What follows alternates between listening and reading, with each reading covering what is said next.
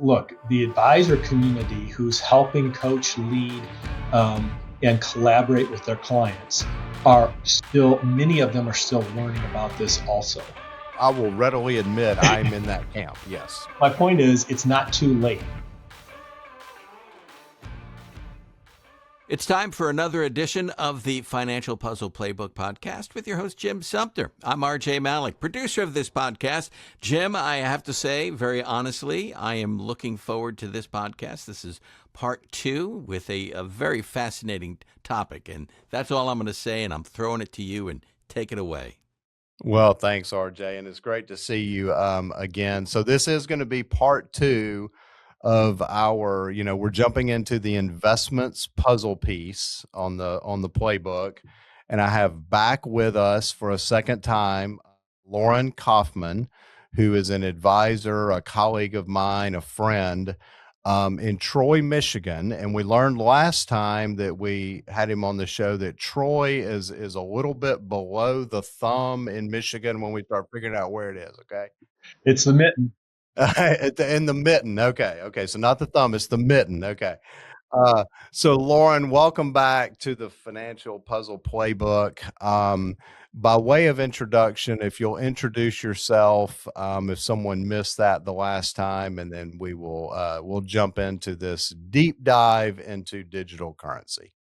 Real quick, said that about 3 decades worth of personal financial planning, and currently run my own firm called Route Financial Group. And the idea is that comprehensive financial planning, it's a process, and there is, I spent time developing an interest in comprehensive estate investment, risk management planning. So that whole wealth counseling concept, and I'm still actively practicing that today. That is fabulous, which I love. Let's talk about a couple of your designations. I know I touched on this in the last episode, but for a listener that maybe this is their first part of this. So you have a Master of Registered Financial Consultant. That one I can get behind. Then you have a Chartered Retirement Planning Counselor. That one I can get behind.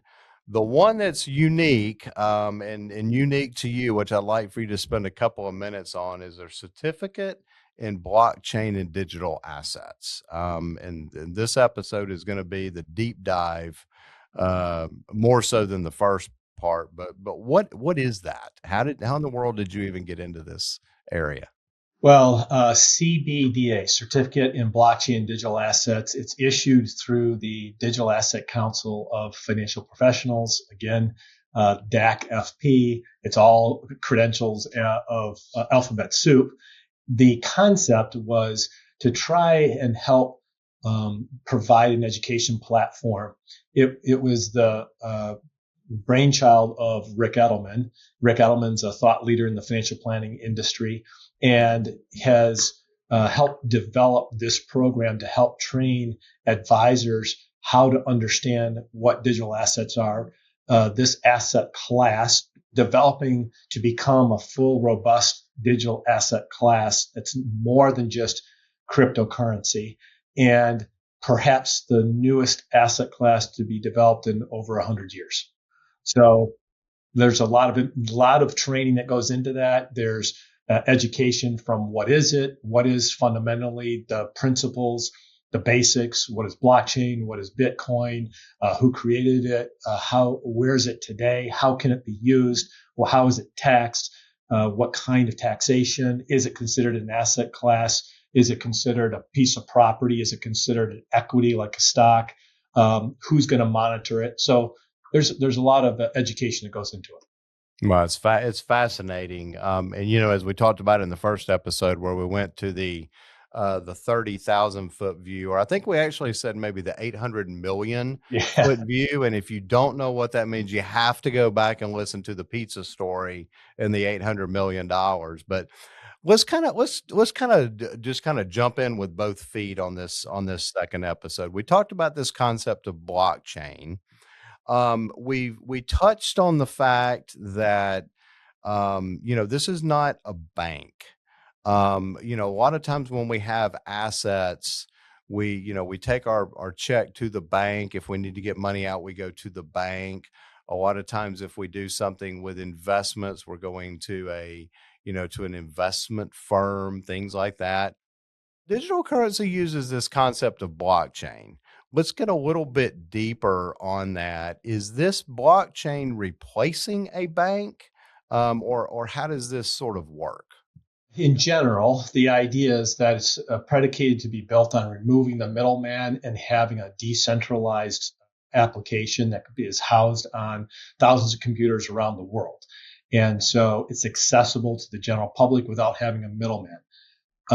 It also has value that's assigned to it through these applications, whether it's Bitcoin or Ethereum, or the functionality of that app and what somebody is willing to say it's worth. There's other ways to provide access, but the blockchain is that ledger where all the information is stored in a way that it's not just on a local bank record keeper. And I'll back up and I'll say something about cash. You and I are familiar with and been brought up on being able to use, cash, currency, greenback.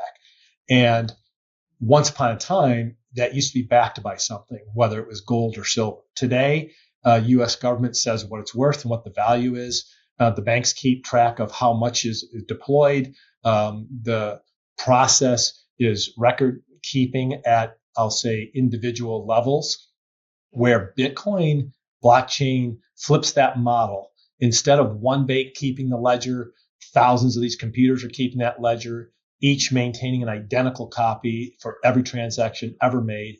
And it's additive, but you can't delete from it. So this is what makes it such a secure platform and a more efficient, with less friction way to exchange value for something. Okay, so you said a couple of words in there that I want to break down.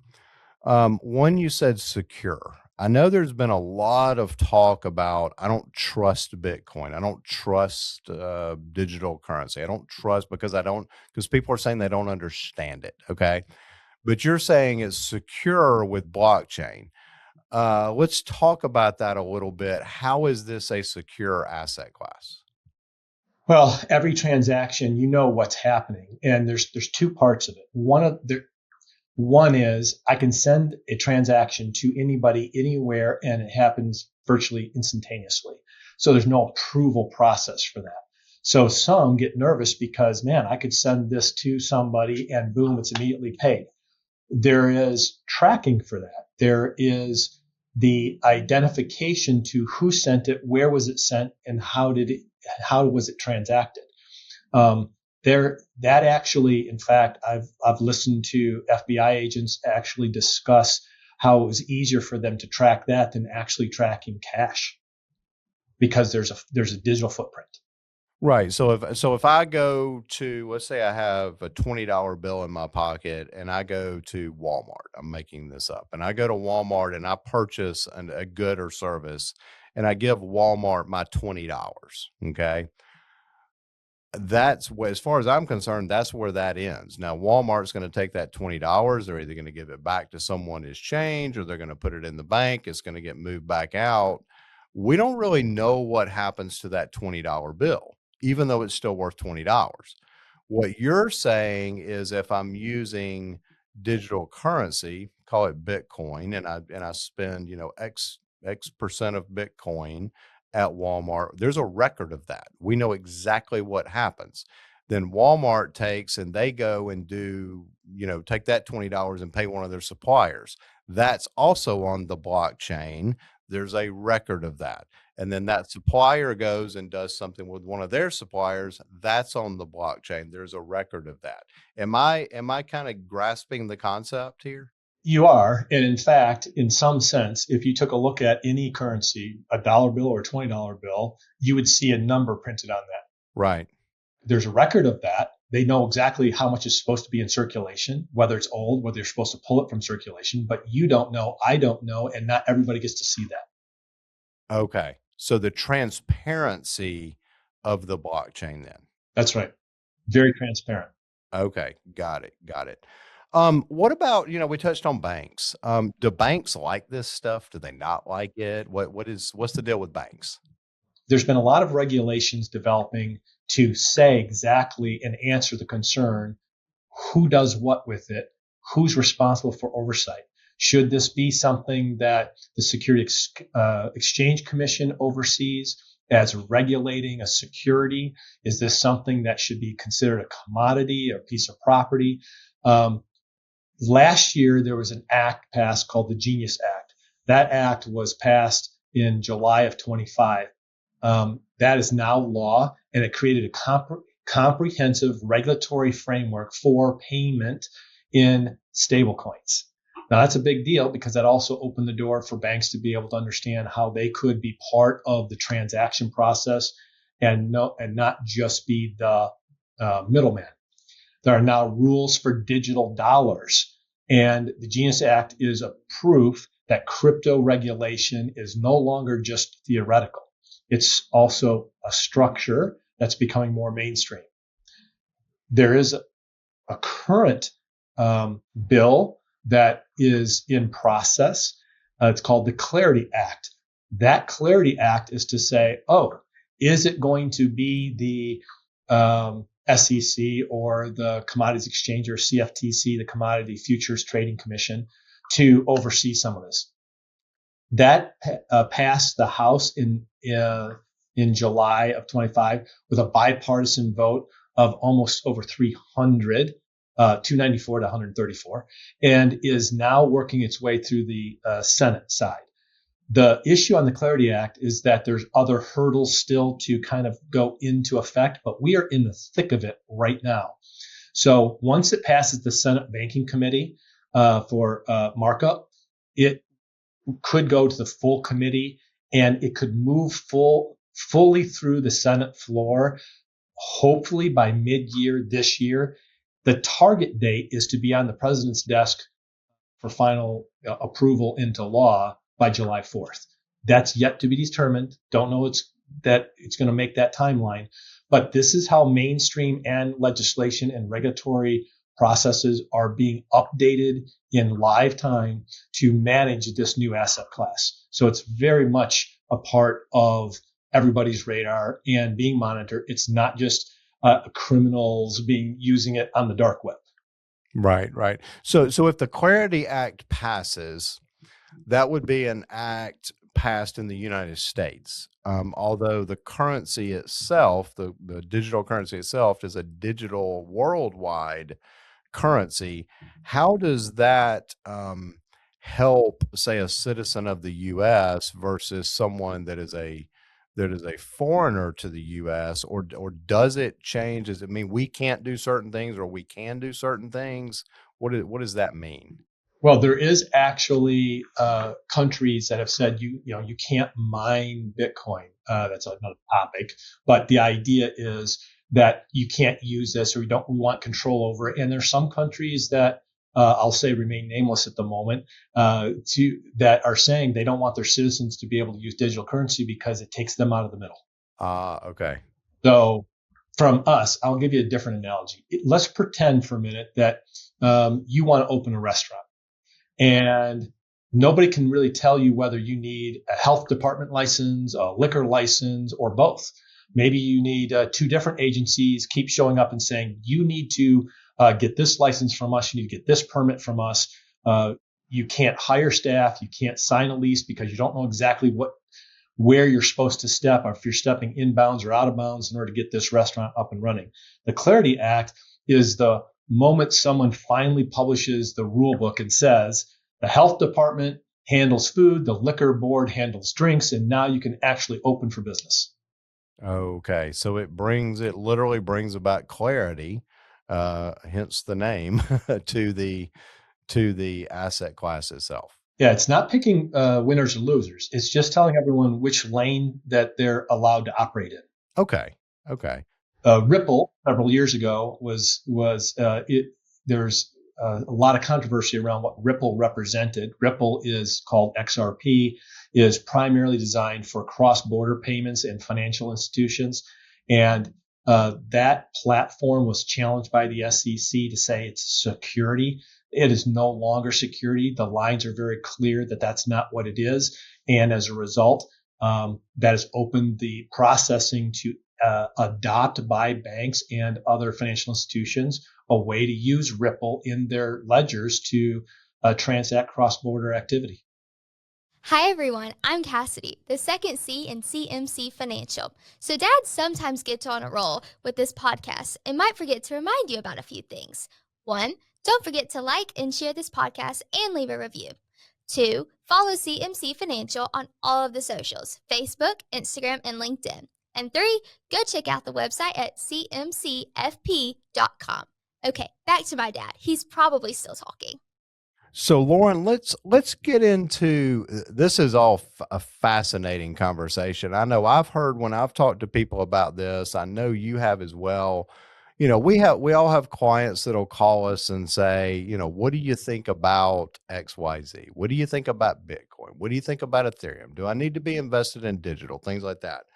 Some let's call them objections that we've heard. Let's talk about a few of these, and I'd love to get your thoughts and your insight on it. But if someone says that I don't want to invest in this because it's too volatile, what would you say to that? I would indicate that first of all, it's very volatile, and it's true, which is why we also want to be sensitive to the sizing of the position that you're taking. This isn't an all in, all out. I'm not promoting this to say that you should buy Bitcoin or buy Ethereum or buy any one crypto specifically. What I am saying, it's an asset class that is developing that it may actually be more important on including it than not discussing it, because it can make such a difference. Last episode, we referred to the word asymmetric upside. So though there has been drops in its valuations, it moves daily. There's a lot of volatility to it. It could be a good fit if you're looking at retirement accounts, IRAs, and accounts that's been approved to be held in 401k and ERISA plans. It's the discipline conversation, not the conviction conversation. So nobody's saying, hey, let's bet the farm here. What I'm trying to say is that the argument is a small intentional position in an asset with this kind of upside possibility in a portfolio. It could be a smart addition to reduce overall volatility and still keep global diversification. Right. And I think we talked in the last episode about maybe a 1 to 5% in general. Again, that's a very general statement. You would absolutely want to talk to your advisor about that. But is that still what your thought is? It is. And so I will say the 1 to 5 was the introduction to it. Get familiar with it, feel better about it, see how it works, learn about it, make sure it's diversified. When we build a portfolio here, we're giving you multiple individual spot exposure. So you would see Bitcoin, Ethereum, Ripple, Solana. You'd have multiple held in one sleeve of your portfolio for that exposure. You could also have industries acting as proxies where you're owning the stock of a company who might hold a position in their treasury of Bitcoin, meaning now you're getting exposure to both the company and what the company produces. You could be owning stock in the industry that's developing the use of blockchain applications. So it doesn't have to be just crypto specific. And when you start opening up the allocation to more broad digital asset understanding, you could see a more significant, appropriate exposure ratio in your portfolio. That's fascinating the way you frame that, because I think a lot of times maybe our listeners think, well, this is something I would own individually. But what you're saying is this could be on the balance sheet of a company that you're investing in. So you're not only getting exposure to the company, but you're also getting exposure to their balance sheet. That's correct. Yeah. Wow. Okay. We've probably heard, this isn't really a real thing. It's a scam. I think as time goes on, maybe that dissipates a little bit. But have you heard that? What are your thoughts on that? It's very much real. It's very much here to stay. It's not really a scam. The idea is that The technology is real, and it's being used in many applications. Major institutions are now adopting it. You've got public pension funds that are buying Bitcoin in ETF holdings, since ETFs are traded on the exchange like Schwab or Fidelity or other platforms where you can actually custody open platforms, open architecture. You can have multiple fund families giving you access. So you could have a Fidelity, Franklin Templeton. You could have a Bitwise, a Grayscale, other companies. These are all building an ETF to hold the spot Bitcoin itself. So there's lots of ways to access that. The SEC has approved spot Bitcoin, Ethereum ETFs. Banks can now trade it, custody and lend against crypto. So the infrastructure is institutional grade. And we are talking about structure more than we're talking about just the specific asset. What about, and I know I've heard this, I'm sure that you've heard this question. Loran, I don't understand it. Why should I invest in something I don't understand? That is a great question, because there is an entire movement to suggest don't ever buy anything that you can't fully understand. I would challenge you to ask, are you familiar with SMTP protocols? And do you ever use email? So here's an interesting example. Most people don't understand what simple mail transfer protocol is, how it works, what the technical standards are, what makes your email work. You can sure pick up your phone and quickly send an email to somebody else anywhere else with an email address. So, and you got mail. Right. You've got mail. It's the set of rules that tells computers exactly how to send, route, deliver, and do you really need to understand how the program is written or how the blockchain is written outside of understanding that this structure isn't going anywhere? It's becoming more mainstream. It's becoming institutionalized, and we, the people, still need to participate with it.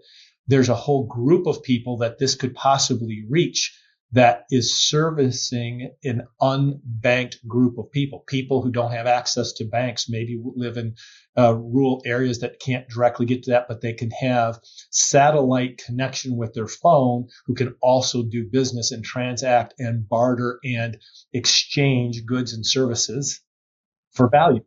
Wow. So, okay. So when as you're saying all that, I'm thinking about the people that are using Starlink for their internet service because they don't have an internet line going out to their rural farm or wherever, or if they're in a country that doesn't have that infrastructure built out. This is certainly a way. And as you're talking about this, I'm thinking, oh, okay, now I sort of get that question. Well, what I can also say here, Jim, is look, the advisor community who's helping coach, lead, and collaborate with their clients many of them are still learning about this also. I will readily admit I'm in that camp. Yes. Well, my point is, it's not too late. This isn't like the boom is over. This isn't the gold rush. What we're trying to do is say that this could have a meaningful impact on your portfolio in a way that you don't have to mind the gold. You could be selling the denim and the Levi's and the picks and the shovels. You'd be investing in the asset class without knowing how to go mine Bitcoin. In fact, there was only 21 million Bitcoin issued initially, and there's only about 1 million left because of the way the issuance works. And that's part of the scarcity and the value of why this could potentially be worth much more than it is today. Okay, let's break that down a little bit, because you've used this word mine a few times. Now, when I'm thinking of mining, I'm thinking of, I'm watching Snow White and I'm seeing the dwarfs out there with their picks and their shovels and they're mining. Okay. Is that what we're doing, or are we doing something different? You're doing it with a computer that is designed to help identify problems and puzzles and mathematical equations. And like this show, kind of being the puzzle playbook, you have to break down the puzzle and you have to prove what works and test it. And when you do that, you get a reward when it's verified. And that's what the mining process is. It's a computer process to use the energy to process multiple mathematical equations. And that's proof of work. That's not proof of stake, but that's another topic for another day.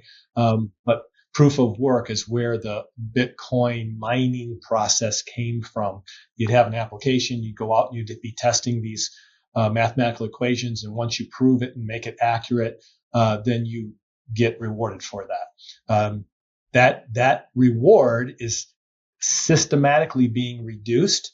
The reward was 21 million coins initially, that today there's only about 1 million left through the process of what's called halving. And halving, or 1/2 of ever so many years, there's a halving experience. The next halving of the 1 million that's left will go from roughly 3 Bitcoin rewards right now to 1.5 Bitcoin in April of 28. Wow. Okay. You said a lot there. Okay. So what you're telling me is that we definitely need to do future episodes where we deep dive even more on the deep dive into this whole concept. Loran, as we begin to wrap up, okay, we have covered a lot in these couple of episodes. What I hope it does for listeners is gives a semblance of this is real. It is not a scam. It is here. It's kind of like AI. It's not going anywhere. It's going to evolve. It's going to develop. But there's a whole lot more that I think we can all learn. We've scratched the surface, if you will, and this is a part of the investment piece of a financial puzzle.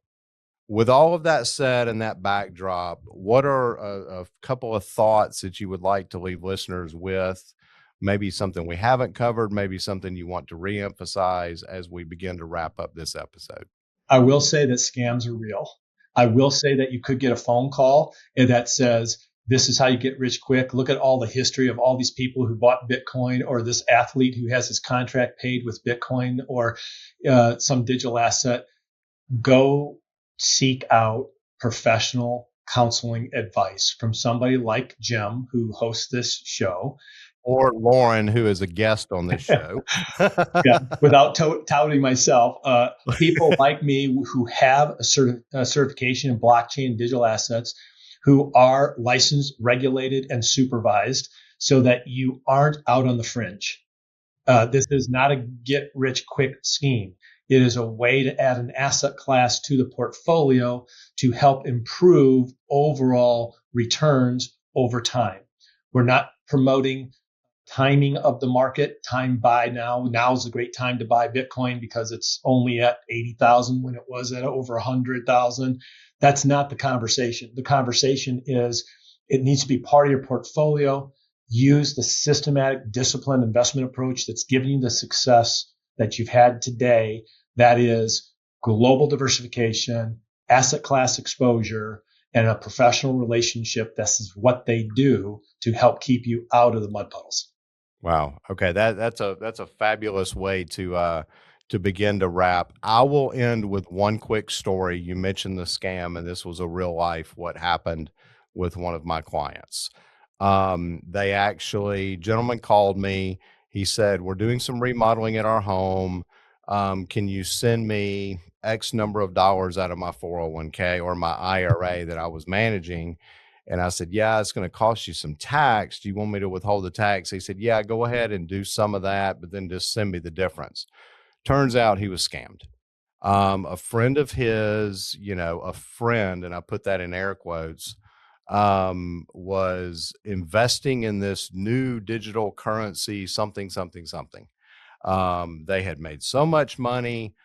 Bottom line is he lost thousands of dollars that he will never get back because of a scam. So, Loran, to your point, I really appreciate you bringing that up for our listeners. Please, please, please be careful when you're doing this. Talk to a professional that is regulated, that is involved, that does understand what they're doing in this asset class. And that is an actual real story. I'm sure you've got similar stories that you could share as well. So RJ, that is going to be the wrap on the deep dive, and then we'll do the deep dive on the deep dive at some point in the future. So I'm going to throw it back to you. I think you'll be diving many times in the future. Oh, we probably will. Okay, Yes. sounds good. Loran, of course, before you go, contact information. Well, you're welcome. Anybody who's listening to the show, you're welcome to contact me directly, not only through my website, Route Financial Group, the route you take, Route, ROUTE, routefinancialgroup.com. My direct phone number, feel free to call me, 248-825-4220, 825-4220. It is a Michigan exchange, 248. No long distance charges if you use your mobile phone. And I do have a LinkedIn profile. You can search my name, Loran Coffman, as you see it here on the screen. And we'd be happy to help answer any questions or see how we can be of help. Sounds good. Jim, your contact info. That's awesome. Yeah, sure. 205-510-9074 is my direct number. CMCFP.com, or if you follow us on the tax side, it's tax.cmcfp.com as well for our tax site.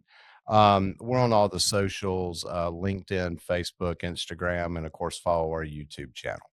All right. Thank you, gentlemen. And most importantly, thank you for listening to the Financial Puzzle Playbook podcast. We ask you to share this podcast, rate it, and leave a review because this actually helps others find the show. Again, thank you for listening. And for Jim and everyone at Financial Puzzle Playbook, I'm RJ Malik, and we'll see you at the next podcast.